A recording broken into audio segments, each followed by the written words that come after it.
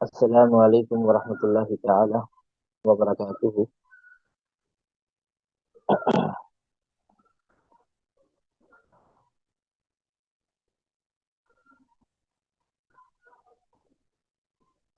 الحمد للہ نحمده ونصلي ونسلم على رسوله الكريم،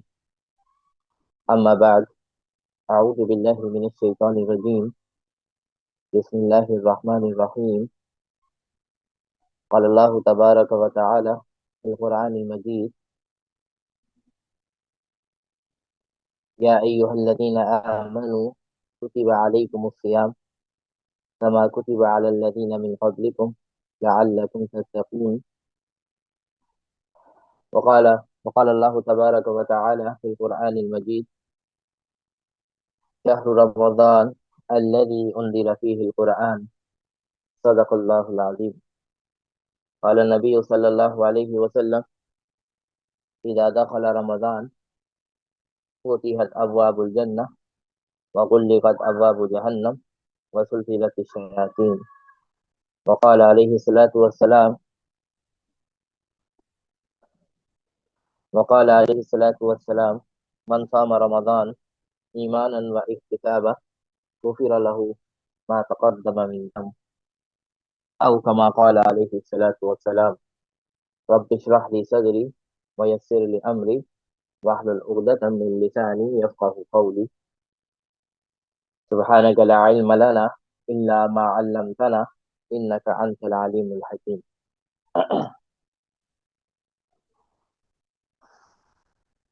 امید ہے آپ تمام خواتین و حضرات ایمان کی اور صحت کی سلامتی کے ساتھ حاضر ہوں گے۔ اللہ تعالیٰ ہمارے صحت کے ساتھ اس رمضان کو قبول فرمائے۔ اللہ تبارک و تعالیٰ کا انتہائی احسان ہے کہ اللہ تبارک و تعالیٰ نے ہمیں ایک اور رمضان عطا فرمایا۔ اس رمضان نے ہمیں امپورٹنس دی ہے، تو ہمیں بھی چاہیے کہ ہم بھی اس رمضان المبارک کو امپورٹنس دیں، کیونکہ کتنے ہی ایسے لوگ تھے جو ہمارے ساتھ پچھلے سال رمضان میں موجود تھے، مگر اس بار ہمارے دسترخوانوں پر، ہمارے گھروں پر، ہماری نمازوں پر، قرآن پر وہ حضرات موجود نہیں ہیں۔ یہ رمضان نے ہمیں یہ امپورٹنس دی کہ اس نے ہمیں، اللہ تعالیٰ نے ہمیں ایک سال اور زندہ رکھا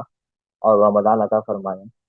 جب اللہ نے اور جب رمضان نے ہمیں امپورٹنس دی ہے، اہمیت دی ہے، تو ہمیں بھی چاہیے کہ ہم بھی اس رمضان کو اپنے لیے اہم بنائیں اور اس کو امپورٹنس دیں۔ آج جو ہمارا ٹاپک ہے وہ ٹاپک رمضان کے اعمال ہیں، لیکن رمضان کے اعمال سے قبل میں آپ کے سامنے کچھ باتیں عرض کروں گا جو رمضان کی اہمیت سے متعلق ہیں، کیونکہ جب تک ہمیں کسی چیز کے بارے میں، کسی چیز کی امپورٹنس کے بارے میں اویئرنیس نہیں ہوگی تو اس کی قدر دل میں نہیں آئے گی۔ تو سب سے پہلے ہم چند میں اس رمضان کی اہمیت کے اوپر بات کر لیتے ہیں۔ جناب نبی کریم صلی اللہ علیہ وسلم کا معمول یہ تھا کہ جناب نبی کریم صلی اللہ علیہ وسلم رمضان کی ارینجمنٹ تقریباً 2 ماہ قبل ہی شروع کر دیتے تھے۔ رمضان سے قبل شعبان اور شعبان سے پہلے رجب کا چاند جب نظر آتا تو رسول اللہ صلی اللہ علیہ وسلم ایک دعا مانگا کرتے تھے اور صحابہ کو بھی تلقین کیا کرتے تھے کہ وہ بھی اس دعاؤں کا معمول رکھیں۔ وہ دعا کیا تھی؟ اللہم بارک لنا فی رجب شعبان وبلغنا رمضان، کہ اے اللہ میرے اس رجب کے مہینے میں برکتیں ڈال دے، اور اے اللہ میرے شعبان کے مہینے میں برکتیں ڈال دیں، اور اے اللہ ہمیں رمضان کے مہینے تک پہنچا دے۔ علماء نے اور محدثین نے اس دعا کے بارے میں لکھا ہے کہ اس حدیث میں رسول اللہ صلی اللہ علیہ وسلم اپنی عمر کے اندر برکت مانگ رہے ہیں، کیونکہ انسان کی زندگی کا کچھ بھروسہ نہیں ہے۔ آج زندہ ہے، اگلے وقت کا کچھ پتہ نہیں ہے، کب فرشتہ آ جائے اور ہماری روح قبض کر لے۔ تو جناب نبی کریم صلی اللہ علیہ وسلم نے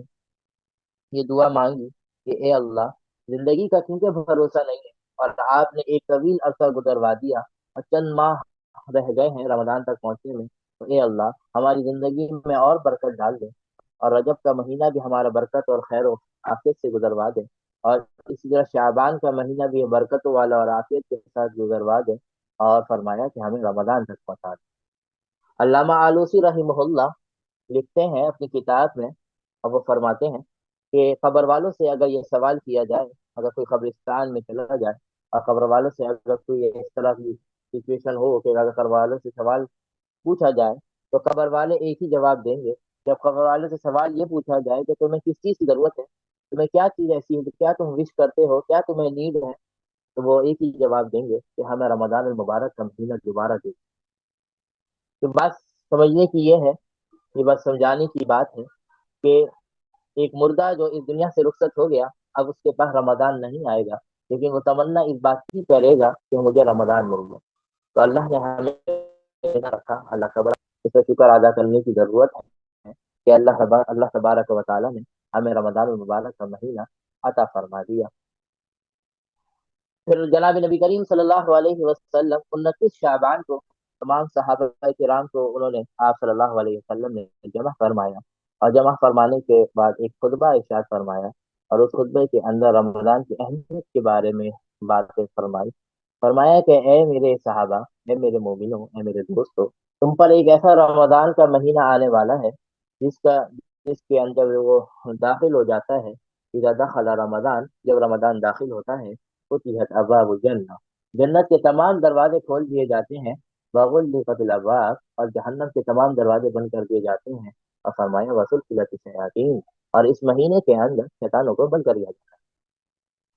پھر فرمایا کہ اس مہینے کے اندر ایک ایسی رات ہے جو 1000 مہینوں سے بہتر ہے اور افضل ترین ہے، اور فرمایا کہ اس مہینے کے دن میں اللہ تبارک و تعالی نے روزے کو فرض کیا ہے، اور رات کی عبادت کو، رات کے قیام کو یعنی تراویح کو ثواب کی چیز بنائی ہے۔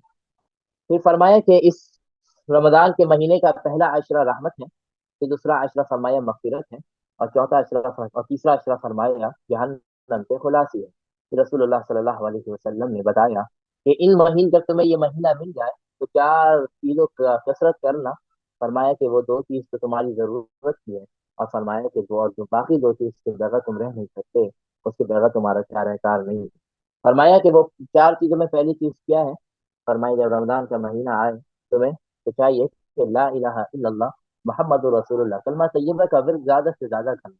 اور فرمایا کہ استغفار کی کثرت کرتے رہنا، استغفار کی کثرت کرتے رہنا۔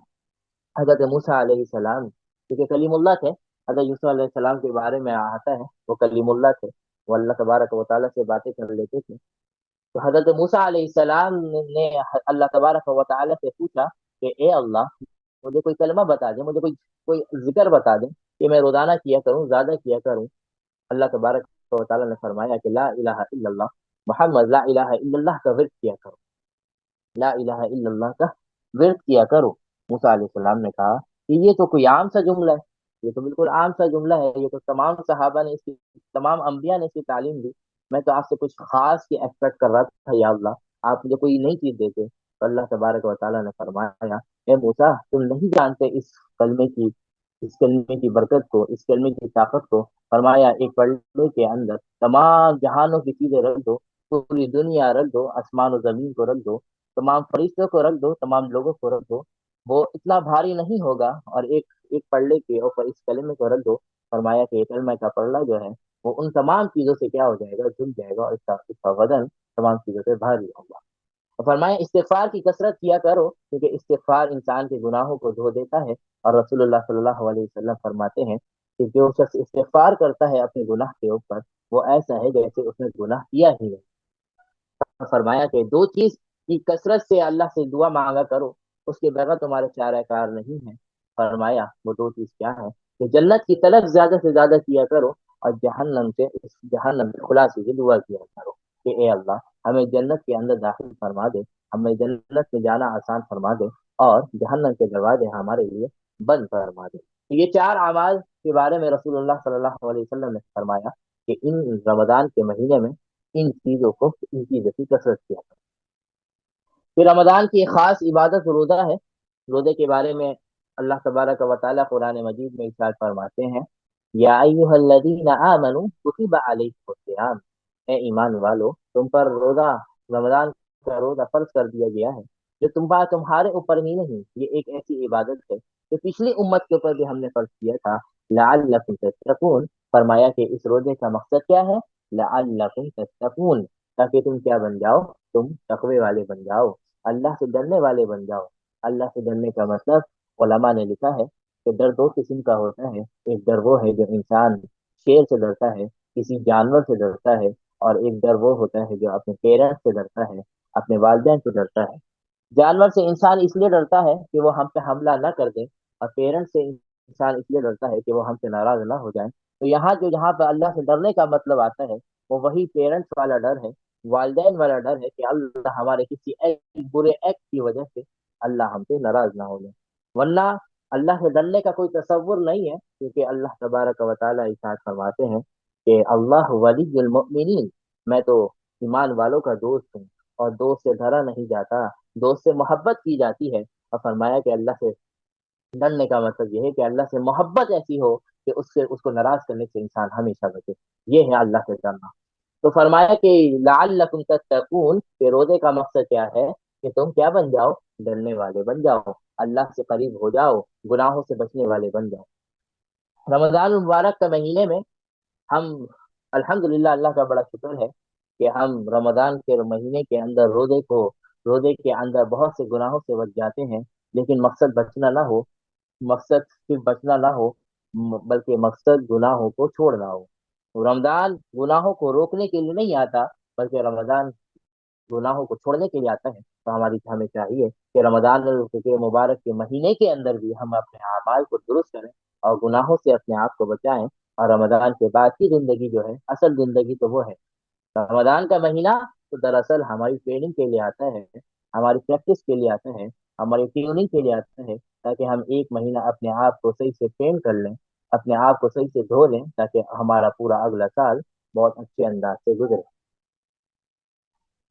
तो रमजान के अमाल के अंदर सबसे पहली चीज, मैंने एक प्रेजेंटेशन यहाँ बनाई थी, लेकिन किसी टेक्निकल इशू की वजह से वो शेयर नहीं हो पा रही, तो मैं उसी को इसी तरह बयान करूंगा कि रसूल रमजान के अमाल के अंदर सबसे पहली चीज जरूरी है कि इंसान रमजान के दाखिल होने से पहले रमजान की तैयारी कर ले, नवाफिल का एहतमाम करना शुरू कर दे, और लंबी लंबी किरातों का पढ़ना शुरू कर दे, क्योंकि इंसान की आदत नहीं होती, और रमजान के अंदर रमजान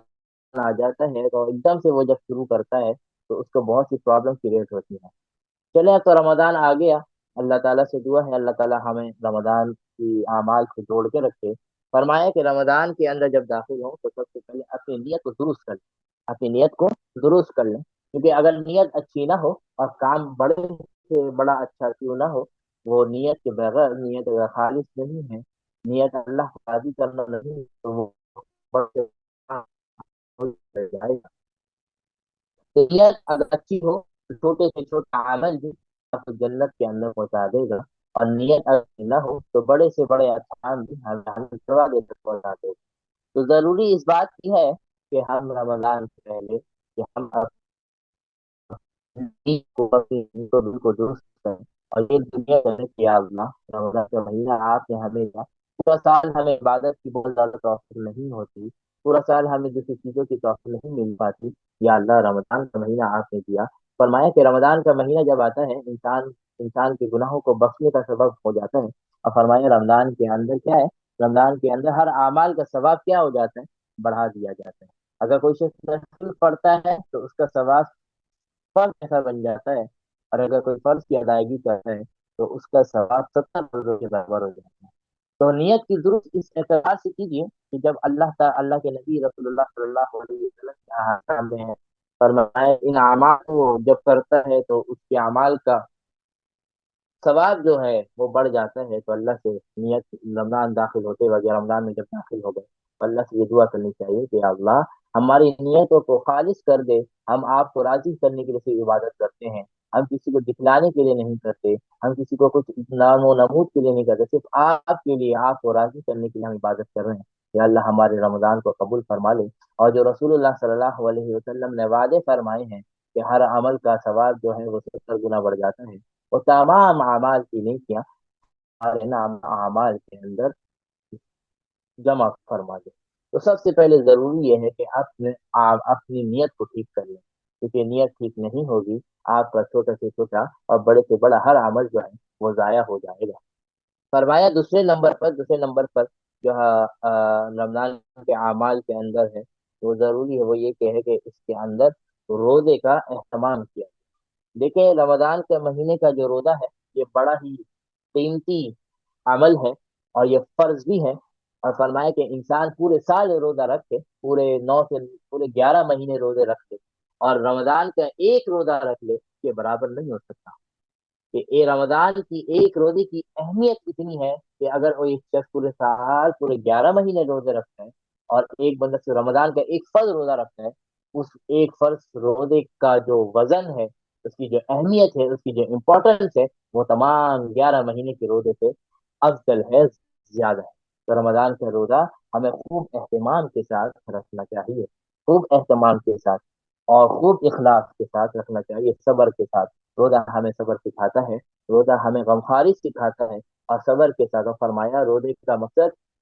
رسول اللہ صلی اللہ علیہ وسلم نے ارشاد فرمایا روزے کا مقصد صرف یہ نہیں ہے کہ صبح انسان سحری کر لے اور اس کے بعد شام تک بھوکا پیاسا رہے، لیکن اپنے اعمال کو اچھے نہ بنائے اور گناہوں میں لگا رہے، جھوٹ بھی بولے اور غیبت بھی کرے، 2 نمبر بھی کرے، چغلی بھی کرے، دھوکہ بھی دے، سارے وہ کام کرے جو اللہ تبارک و تعالیٰ نے روزے کے علاوہ بھی منع فرمایا، رمضان کے علاوہ بھی منع فرمایا، وہ سارے تمام اعمال کرتا رہے اور روزے سے بھی رہے۔ رسول اللہ صلی اللہ علیہ وسلم کا ارشاد گرامی ہے، آپ فرماتے ہیں کہ اللہ تبارک و تعالیٰ کو ایسے روزے کی کوئی ضرورت نہیں، ایسے روزے کو اللہ سے نہ اس کو کوئی فائدہ ہے، نہ اللہ ایسے روزے کا کوئی ثواب عنایت فرمائے گا، وہ بس ایسا ہے کہ اس نے جس فرض اپنے سر سے اتار دیا، تو ایسے روزے کا کوئی فائدہ نہیں ہے کہ جب انسان صبح سے لے کے شام تک بھوکا پیاسا تو رہے لیکن اپنے اعمال کو درست نہ کرے، اپنے اعمال کو نیکیوں کے اندر تبدیل نہ کرے، اور میں ایسا روزہ انسان کے کسی کام کا نہیں ہے۔ تو رمضان کے اندر اہتمام ہو کہ روزے کے ساتھ ساتھ اپنے آپ کو اچھے اعمال کے ساتھ جوڑ کے رکھے، اچھے اعمال کی زیادہ ٹائم نہیں بھی مل پا رہا تو کم از کم یہ تو لازمی کر لے کہ اپنے آپ کو گناہوں سے بچائے، اپنے آپ کو ہر چھوٹے چھوٹے گناہ سے بچنے کی، بڑے تو دور کی بات، ہر چھوٹے سے چھوٹے گناہ سے بچنے کی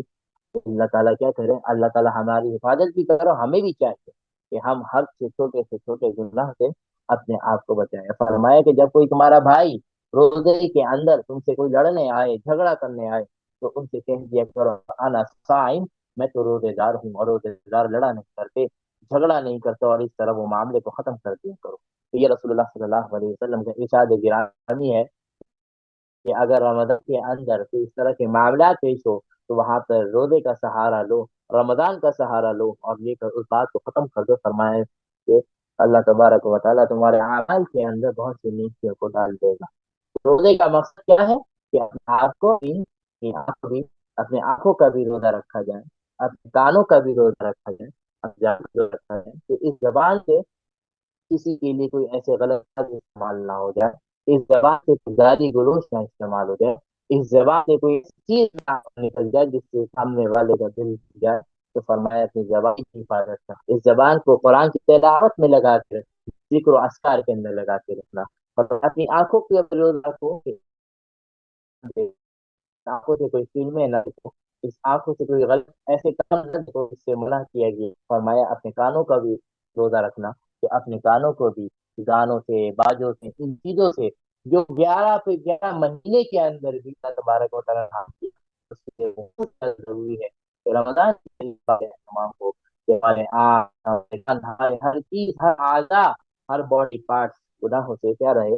بچے رہیں، تبھی اصل روزے کا مقصد پیدا ہوگا۔ اور جب یہ ساری چیزوں کے ساتھ چلیں گے تو لعلکم تتقون والی کیفیت پیدا ہوگی کہ ہمارے اندر اللہ کا ڈر، ہمارے اندر اللہ کی محبت آئے۔ تو روزے کا اہتمام بھرپور کیا جائے۔ اب تو الحمدللہ اللہ کا شکر ہے موسم اچھے ہیں، تو بہت اہتمام کے ساتھ اور شوق کے ساتھ، صرف اس لیے نہیں کہ اللہ نے فرض کر دیا بس رکھنا ہے، نہیں، شوق کے ساتھ، دلچسپی کے ساتھ پورے کے پورے 30 روزے شوق اور دلچسپی اور اللہ کو راضی کرنے کے لیے رکھتے، تو مجھے خوشی محسوس ہو رہی ہے کہ میں روزہ رکھوں۔ اس طرح روزہ عبادت تو خوشی سے کی جاتی ہے، عبادت کوئی ڈنڈے سے یا کوئی زور زبردستی سے نہیں کی جاتی، اصل عبادت تو وہ ہے جو انسان خوشی سے کرے۔ تو روزے کا سب سے پہلا عمل ہے، فرض ہے، تو روزے کا اہتمام بھرپور طریقے سے کیا جائے۔ فرمایا جو اس کے بعد فرائض نماز کی، فرائض چیزوں کی پابندی رمضان کے اندر خصوصاً جو نمازیں ہیں اس کی خاص طور پر پابندی کی جائے، اچھی طریقے سے پابندی کی جائے، وقت نماز پڑھی جائے. جو خواتین کا مسئلہ ہے تو ان کے لیے میں آپ کو بدلا خوشخبری سنا دوں. رسول اللہ صلی اللہ علیہ وسلم نے خواتین کے لیے یہ پسند فرمایا ہے کہ وہ اپنی نمازوں کو گھر میں ادا کریں، اور مسجد میں حضرات جائیں اور خواتین کو گھر میں نماز ادا کریں. اگر نماز کا ادا کرنا مسجد کی عبادت مسجد میں صرف ہو کے بیٹھتے ہیں تو رسول اللہ صلی اللہ علیہ وسلم اس کو شرط یاد رکھیے. نبی نے کہا کہ اگر خواتین گھر میں ہی نماز پڑھتی ہے اس کو مسجد جیسا ثواب ملتا ہے. اس نے وہ نماز پڑھی ہے جیسے مسجد کے ہی اندر، کہ مسجد کے اندر نماز پڑھی جانے والی اور گھر کے اندر پڑھی جانے والی نماز کے اندر فرق ہوتا ہے، لیکن یہ فرق مردوں کے لیے ہے. عورتوں کے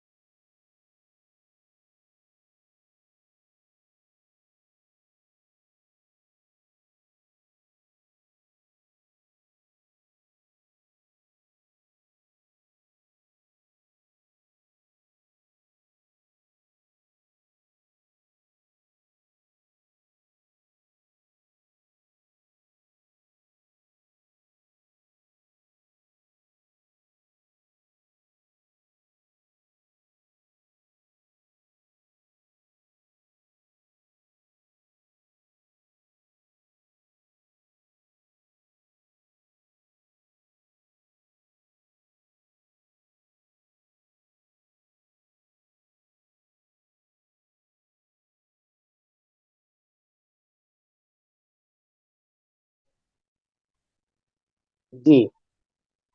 تو میں عرض کر رہا تھا کہ خواتین جب گھر کے اندر نماز پڑھیں گی تو ان کو ثواب وہی ملے گا جیسے مسجد میں ان کے اندر انہوں نے نماز کو ادا کی. ٹھیک ہے، تو فرائض کا اہتمام ہو. اور تکبیر اولا، خواتین کے لیے تکبیر اولا یہ ہے کہ وہ وقت کے ساتھ نماز کی ادائیگی کریں تو ان کو تکبیر اولا کا ثواب ملے گا. تو یہ بہت بڑا مہینہ ہے اور بہت ہی اہم مہینہ ہے اس اعتبار سے کہ خواتین اپنی نماز کو 40 دن تک وقت کے اوپر ادا کرنے کے کر لیں تو اللہ کے نبی رسول اللہ صلی اللہ علیہ وسلم کی اس حدیث کے مصداق بن سکتی ہیں کہ رسول اللہ صلی اللہ علیہ وسلم نے ارشاد فرمایا جو شخص 40 دن تک تمام نمازوں کو تکبیر اولا کے ساتھ ادا کرتا ہے تو اس کو 2 پروانے مل جاتے ہیں کہ وہ نفاق سے بری ہو جاتا ہے، یعنی وہ منافقین کی لسٹ سے نکل جاتا ہے. اور فرمایا اس کو جہنم کا پروانہ مل جاتا ہے، یعنی وہ جہنمی کی لسٹ سے نکل جاتا ہے. تو کتنی بڑی اللہ کے نبی کی حدیث ہے کہ جو شخص 40 دن تک تکبیر اولا کے ساتھ نماز کی پابندی کرے گا تو اس کو دو دو انعام ملے گا کہ وہ ایک منافقین کی لسٹ سے نکل جائے گا اور فرمایا جہنمیوں کی لسٹ سے نکل جائے گا. تو میں نے جیسے عرض کیا تو خواتین کے لیے تکبیر اولا کیا ہے کہ وہ وقت کے اوپر نماز کو ادا کریں، نماز کو ڈیلے کیے بغیر جو وقت ہے وقت کے اوپر ادا کر لیں تو ان کو یہ فضیلت مل سکتی ہے اگر وہ 40 دن تک کریں. تو 30 دن رمضان کے ہوتے ہیں، اگلے 10 دن بھی کر لیں تو 40 دن تک آسانی کے ساتھ اس کے اوپر عمل کیا جا سکتا ہے. تو فرمائے فرائض کی پابندی ہو، ہر نماز کو وقت کے ساتھ پابندی کے ساتھ پورا کیا جائے. اور صرف نماز ہی نہیں بلکہ آپ ایک بحیثیت عورت، بحیثیت ماں، بحیثیت بیوی، بحیثیت بہن، جس صورت کے اندر بھی اللہ نے عورت کو رکھا ہے اس اس صورت کے اندر جو جو فرائض اللہ تبارک و تعالیٰ نے اس کے اوپر رکھے ہیں تو وہ فرائض کی پابندی بہت ضروری ہے اس رمضان کے اندر. کیونکہ جب اب ان فرائض کی پابندی تو کرنی ہے، یہ سوچ کے کریں کہ ایک فرض کے ادا کرنے پر اللہ تعالیٰ 70 فرضوں کے برابر ثواب دیتا ہے. تو جب یہ کیفیت پیدا ہوگی دل کے اندر تو اس فرائض کو ادائیگی کرنے کے اندر شوق بڑھ جائے گا، اس کی امپورٹنس بڑھ جائے گی. اور تیسرے نمبر پر جو ہمارے پاس جو روزے کے اعمال سے تعلق رکھتی ہیں تو تیسرے نمبر پہ کیا ہے کہ سنتوں کا اہتمام کیا جائے اس مہینے کے اندر۔ رسول اللہ صلی اللہ علیہ وسلم کی جو موٹی موٹی سنتیں ہیں، بڑی بڑی سنتیں ہیں، ان سنتوں کو اہتمام کیا جائے۔ وہ سنتیں نمازوں کی کیوں نہ ہو، وہ سنتیں نماز کے علاوہ بھی بہت سی سنتیں ہیں جو ہم عام طور پر اس کو نہیں کر رہے ہوتے، تو وہ سنتوں ان سنتوں کا خاص طور پر اہتمام ہو۔ وہ کھانے کی سنت ہو، وہ سونے کی سنت ہو، وہ کسی سے ملاقات کی سنت ہو، عیادت کی سنت ہو، یا تعزیت کی سنت ہو، وہ تمام سنتیں جو ہم عام طور پر نہیں کر پا رہے ہوتے، اس مہینے کے اندر اہتمام کیا جائے اور یہ سوچتے ہوئے کیا جائے کہ نفل اور سنت کا ثواب اللہ تبارک و تعالیٰ اس مہینے کے اندر فرض کے برابر کر دیتا ہے۔ تو جب یہ کیفیت دل میں ہوگی تو وہ سنتوں کو پورا کرنا ہمارے لیے بہت آسان ہو جائے گا۔ نمازوں کی سنت کو ادا کیا جائے، جو نمازوں کی سنت ہم چھوڑ دیتے ہیں عام طور پر، وہ موقدہ تو ضروری ہے، وہ تو لازمی ہے، جو غیر موقدہ سنتیں بھی ہیں اس کا بھی اگر اہتمام کر لے تو کیا ہی بات ہے، کیونکہ ہر سنت کا ثواب آپ کو فرض کے برابر ملے گا۔ اور یہ صرف اور صرف رمضان کے ساتھ خاص ہے، رمضان کے علاوہ آپ جتنی بھی سنت ادا کر لیں اس سنت کا ثواب ملے گا، اور وہی سنت اگر رمضان کے اندر کریں گے تو اس کا ثواب کیا ہو جائے گا، فرض کے برابر ہو جائے گا۔ اور اس کے بعد جو ہم رمضان کے اعمال میں جو ہمارے پاس آتی ہے وہ تراویح کا اہتمام ہے، کہ تراویح کا اہتمام کیا جائے۔ عام طور پر یہ کانسیپٹ پایا جاتا ہے کہ تراویح تو صرف مردوں کے لیے، عورتوں کے لیے تو نہیں ہے۔ ایسا نہیں ہے، یہ کانسیپٹ بالکل غلط ہے۔ تراویح جیسے مردوں کے لیے سنت موقدہ علی الکفایہ ہے، اسی طرح عورتوں کے لیے بھی سنت موقدہ ہے۔ تو تراویح کا اہتمام کریں اور گھر کے اندر اہتمام کریں۔ اگر کہیں قریب میں کوئی مسجد ہو اور پردے وغیرہ کا اچھا انتظام ہو تو میں تو کہتا ہوں کہ وہاں بھی جایا جا سکتا ہے، کیونکہ انسان گھر کے اندر رہ کر بہت ساری چیزیں چھوڑ دیتا ہے، لیکن اگر کوئی اہتمام ہو، ماحول بنا ہوا ہو، تو اس اعمال کے اندر پابندی کرنا آسان ہو جاتا ہے۔ تو بہتر تو یہی ہے کہ گھر کے اندر ادا، لیکن اگر گھر کے اندر ماحول نہیں بن پا رہا، کوئی شور شرابہ کوئی ایسی چیز ہے کہ تراویح کا نہیں پڑھ پا رہا، آپ کے ذہن یہ کہتا ہے، پر دل یہ کہتا ہے کہ گھر میں رہوں گی تو شاید نہیں پڑھ پاؤں گی، اگر کہیں اور چلی جاؤں گی یا کہیں اہتمام ہوگا وہاں چلی جاؤں گی تو تراویح میری ہو جائے گی، تو بہتر یہ ہے کہ پھر وہاں چلی جائے، اپنے آپ کے پردے کے ساتھ، پردوں کا خیال رکھیں، ان ساری چیزوں کو رکھتے ہوئے وہاں پہ جایا جا سکتے، اس کی اجازت ہے۔ لیکن بہتر صورت یہی ہے کہ گھر کے اندر ادا کی جائے۔ اب جو غیر حافظہ ہیں، جو حافظ نہیں ہے، جو حافظہ نہیں ہے، تو وہ چھوٹی چھوٹی صورتوں کے ساتھ اپنے تراویح کو 20 رکعت کو مکمل، کیونکہ تراویح ایک اضافی چیز ہے، تو جب اضافی چیز ہے تو اس کے اندر اللہ تبارک و تعالیٰ نے، رسول اللہ صلی اللہ علیہ وسلم نے رخصت بھی رکھی ہے، اجازت بھی رکھی ہے کہ اگر خدا نہ اگر کوئی ایسا معاملہ ہو کہ برڈن بہت زیادہ ہو گیا ہو اور بہت زیادہ تھکن ہو گئی ہو، ان میں ایسا فرائض پڑھنا بھی مشکل ہو رہا ہو، تو وہاں پر تراویح کو چھوڑنے کی گنجائش بہرحال موجود ہے، لیکن اس کے اندر یہ ہو کہ کم از کم 20 نہیں تو 4 رکعت پڑھ لیں، 8 رکعت پڑھ لیں، مکمل طور پہ نہ چھوڑیں۔ اور اگر کوئی ایسی سچویشن نہ ہو، کوئی برڈن نہیں ہے، کوئی عام سے ہے، اور برڈن اصل تو عبادت رمضان کے اندر یہی ہے کہ انسان نیکیوں کا برڈن اپنے اوپر رکھے، دوسری چیزوں سے نکل جائے اور نیکیوں کا برڈن اپنے اوپر رکھے، تو یہی اصل عبادت۔ تو تراویح کا اہتمام ہو تو اسے فرمایا کہ ایک اور عمل کیا ہے رمضان کا خاص، وہ کیا ہے؟ تلاوت اور تفہیم قرآن کا۔ اللہ تبارک و تعالیٰ نے رمضان کے مہینے کو قرآن کے ساتھ جوڑا، فرمایا شہر رمضان الذی انزل فیہ القرآن۔ قرآن مجید میں کے اندر رمضان کا ذکر صرف ایک مرتبہ آیا ہے، اور وہ مرتبہ جو ذکر آیا بھی ہے وہ قرآن کے ساتھ آیا ہے۔ فرمایا کہ شہر رمضان، یہ رمضان کا مہینہ ایسا ہے جس کے اندر ہم نے قرآن مجید کو نازل فرمایا۔ آپ سب جانتے ہیں کہ اللہ تبارک و تعالیٰ نے اس قرآن مجید کا آغاز بھی رمضان سے ہوا، جب پہلی وحی نازل ہوئی تو وہ بھی رمضان کا مہینہ تھا، اور جب اختتام ہوا قرآن مجید کا، جو آخری وحی نازل ہوئی، تو اکثر علماء کے نزدیک یہی ہے کہ وہ بھی رمضان کا ہی مہینہ تھا۔ تو رمضان کے مہینے میں قرآن کا آغاز بھی ہوا نازل کے اعتبار سے، اور اور قرآن کا اختتام بھی ہوا نازل کے اعتبار سے۔ تو اس رمضان کو خاص خاص نسبت ہے قرآن مجید سے، تو اس کے اندر خوب سے خوب زیادہ سے زیادہ تلاوت،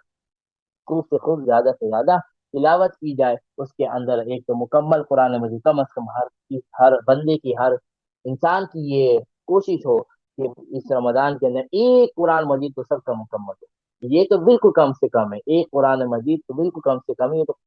یہ تو حق ہے قرآن کا۔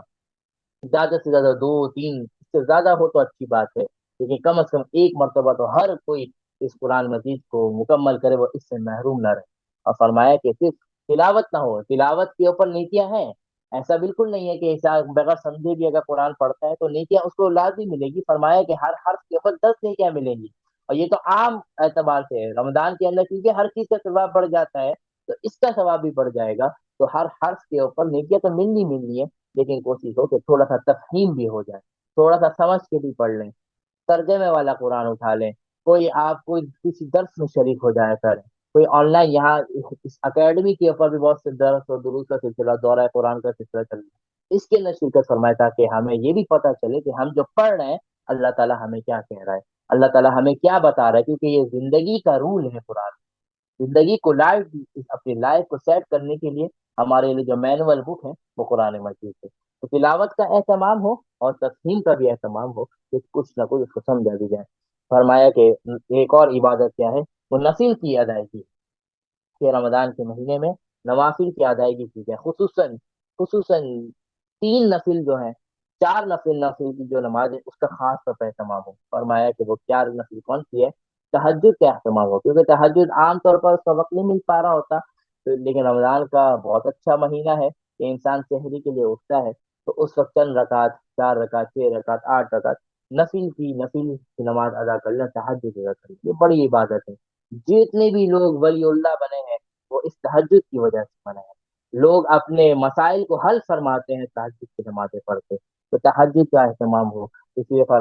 کے بعد جو نفل ہمارے پاس ہے وہ کیا ہے، کہ وہ کون سی نفل ہے، جیسے فجر کے بعد جو اشراق کے نوافل ہیں اس کا اہتمام ہو، کم از کم 2 رکعت، 4 رکعت، سب کی بڑی بڑی فضیلتیں موجود ہیں، کہ وقت کم ہے، فضیلتوں کے اوپر بات کریں گے تو بہت زیادہ وقت چلا جائے گا، لیکن یاد رکھیں کہ ان کے بڑے بڑے فضائل ہیں، رمضان کے اندر ان کا کرتے ہیں تو یہ فرض کے برابر، یہی سب سے بڑی فضیلت ہے کہ نفل کا ادا کرنا فرض کے برابر بن چکا ہے، تو اشراق کی نماز کا اہتمام ہو، اور اسی طرح مغرب کے اندر اوابین کا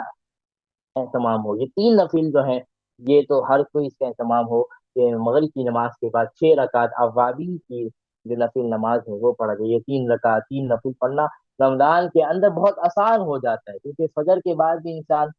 جاگ رہا ہوتا ہے 1 2 گھنٹے تک کسی چیزوں کے اندر، تو وہ نفل کا اہتمام کر لیں، سحری کے وقت جاگ رہا ہوتا ہے تو تہجد کا اہتمام کر لیں، مغرب کے اندر نماز اس نے پڑھنی ہی ہے تو اس نے 6 رکعت جو ہے وہ اوابین کا اہتمام کر لیں، تو بڑے فضائل کی چیزیں ہیں، اور اسی طرح رمضان کے عمل میں سے کیا ہے کہ اپنے زکوٰۃ اور صدقات کا اہتمام ہو، کیونکہ اوپر زکوٰۃ فرض ہے، وہ لازمی ہے کہ وہ زکوٰۃ کا ادا کرے، اور زکوٰۃ ہی نہیں بہت صدقات کا بھی اہتمام ہو، کہ انسان اپنے جیب سے صدقہ دے رہا ہو، فقیروں کو دے رہا ہو، کھلا رہا ہو، پلا رہا ہو، اور فرمائے کہ جو رشتہ داروں کو بھی انسان کھلاتا ہے، دعوت دیتا ہے، وہ بھی دراصل صدقہ ہے، بلکہ حدیث میں تو یہاں تک آتا ہے کہ اپنے بچوں کو کھلانا بھی کیا ہے، صدقہ ہے، تو اپنے بچوں کو اچھا کھلائیں، اپنی بیگمات کو اچھا کھلائیں، اپنے شوہروں کو اچھا کھلائیں، یہ بھی ساری چیزیں صدقے کے اندر آتی ہیں، یہ فقیروں کا نمبر ہے، رشتہ داروں کا نمبر ہے، غربا کا نمبر ہے، ان سب کو اہتمام ہو کہ اپنے استطاعت کے مطابق یہ کام بھی کیا جائے، تو یہ سوچتے ہوئے کیا جائے کہ ہر چیز کا ثواب اللہ تعالیٰ نے 4 نہیں 7 گنا بڑھا دیا، اور اسی طرح فرمایا کہ رمضان کے اعمال میں سے ایک عمل آخری کیا ہے، کہ اعتکاف کی عبادت ہے اور شب قدر کی تلاش ہے، کہ رمضان کا جو آخری اشرا یہ یہ اعتکاف کے اعتبار سے جانا جاتا ہے، رسول اللہ صلی اللہ علیہ وسلم نے اپنی زندگی میں ہر سال اعتکاف فرمایا، اور اس اعتکاف کا اہتمام ہو جائے تو کیا ہی بڑی بات ہے، اگر اعتکاف کا اہتمام نہیں ہو پا رہا تو شب قدر کی تلاش کے لیے ضروری ہے، جو 5 راتیں طاق راتیں کہلاتی ہیں، امی عائشہ نے رسول اللہ صلی اللہ علیہ وسلم سے پوچھا کہ اے اللہ کے نبی مجھے یہ تو بتلا دیجیے کہ شب قدر کب ہوتی ہے، رسول اللہ صلی اللہ علیہ وسلم نے فرمایا کہ وہ 5 راتیں ہیں، اس کے اندر تلاش کیا کرو، فرمایا 21 رمضان، 23 رمضان، 25 رمضان، 27 رمضان اور 29 رمضان، یہ 5 طاق راتیں ہیں، اس کے اندر اگر انسان دعا کرے، عبادت کرے تو اللہ کی ذات سے امید رکھے کہ اپنے آپ کو گناہوں سے بچاتے ہوئے اگر عبادت کر رہا ہے تو اللہ کی ذات سے امید رکھے کہ اللہ تعالیٰ نے اس کو لیلۃ القدر نصیب فرما دی، اور لیلۃ القدر کے بارے میں کیا آتا ہے، خیر من الف شہر، یہ ایسی رات ہے جو 1000 مہینوں سے کیا ہے، بہتر ہے، 1000 مہینے کو اگر ہم کیلکولیٹ کرتے ہیں مہینوں پر تو وہ 80 سال بن جاتے ہیں، تو 80 سال کی عبادت کا ثواب صرف ایک رات کی عبادت میں مل جاتا ہے، تو شب قدر کی تلاش میں اللہ تعالیٰ کو یاد رکھیں، اللہ تعالیٰ سے دعاؤں کا اہتمام کریں خوب زیادہ سے زیادہ، اور فرمایا امی عائشہ نے رسول اللہ صلی اللہ علیہ وسلم سے کہ اے اللہ کے نبی اگر مجھے ليلۃ القدر مل جائے تو میں کیا دعا مانگوں؟ رسول اللہ نے فرمایا کہ ایک دعا کا اہتمام کیا کرو، وہ دعا کیا ہے؟ اللہم انک عفو کریم تحب العفو فاعف عنی، اللہم انک عفو تحب العفو فاعف عنی، اس دعا کا اہتمام کیا کرو۔ اس کے علاوہ بھی اپنی مناجات کو، اپنی دعاؤں کو، اپنے دل کی باتوں کو اللہ کے سامنے رکھیں، نوافل کا اہتمام کریں، صلاۃ التسبیح کا اہتمام کریں، یہ وہ نوافل ہیں جو ان راتوں کے اندر پڑھی جائے تو بڑی ثواب کی چیز ہے۔ تو یہ کچھ اعمال موٹے موٹے جو میں نے آپ کے سامنے ذکر کیے، کیونکہ کلاس کا وقت بھی ختم ہو گیا، تو خلاصہ یہ ہے ان ساری باتوں کا، اعمال اس کے علاوہ بھی بہت ہیں، موٹے موٹے اعمال میں نے آپ کے سامنے رکھے ہیں، ان چیزوں کا کم از کم اہتمام کیا جائے۔ خلاصہ ان ساری باتوں کا یہ ہے کہ یہ رمضان کا مہینہ ہم سے راضی ہو کر چلا جائے، ہم سے ناراض ہو کر نہ جائے، کیونکہ قرآن، کیونکہ رسول اللہ نے فرمایا کہ دو چیزیں قیامت کے دن آئیں گی، اللہ سے سفارش کریں گی، اور فرمایا کہ وہ دو چیز کیا ہے؟ ایک قرآن ہے اور ایک رمضان ہے۔ ایک شخص کے بارے میں فیصلہ ہو جائے گا کہ جہنم میں اس کو لے جاؤ، قرآن آ جائے گا اور کہے گا اے اللہ آپ اس کو جہنم میں ڈال رہے ہیں، یہ تو میری تلاوت کیا کرتا تھا، یہ تو مجھے سمجھا کرتا تھا، میرے مطابق زندگی گزارنے کی کوشش کرتا تھا، آپ اس کو کیسے جہنم میں ڈال رہے ہیں؟ آپ اس کو جنت میں ڈالیے۔ اللہ تبارک و تعالیٰ قرآن کی بات کو سنیں گے اور اس جہنم کی، اس کے بارے میں جہنم کا فیصلہ ہو گیا، اس کو جنت میں ڈال دیا جائے۔ اور فرمایا کہ یہی رمضان کا مہینہ آئے گا اور ایک انسان کو جہنم کے اندر ڈالا جائے گا، رمضان کا مہینہ آ جائے گا اور اللہ سے سفارش کرے گا اے اللہ آپ اس کو جہنم میں کیسے ڈال رہے ہیں؟ یہ میرا اہتمام کرتا تھا، رمضان کا مہینہ جب آتا تھا یہ اس کے چہرے پہ خوشی آ جاتی تھی، اس کا دل باغ باغ ہو جاتا تھا، اور میرے مہینے کے اندر عبادتیں کرتا تھا، نوافل کا اہتمام کرتا تھا، فرائض کی ادائیگی کرتا تھا، سنتوں کا، تراویح کا اہتمام کرتا تھا، آپ اس کو کیسے جہنم میں ڈال رہے ہیں؟ اللہ تعالیٰ اس رمضان کی بات کو بھی سنے گا